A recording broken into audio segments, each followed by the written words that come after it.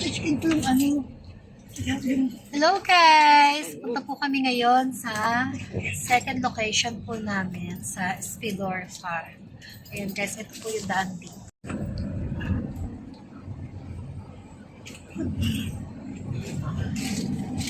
Ayos. Yung charger ko. Makapagpanik, no? Kasi lobat na ako eh. Isip na po.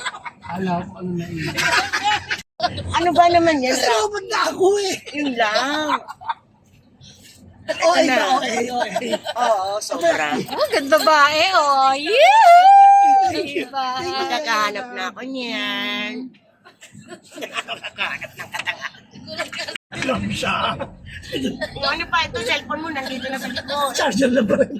Oh, alin ba mahalaga, cellphone o yung charger? Charger siyempre. Ano ka ba?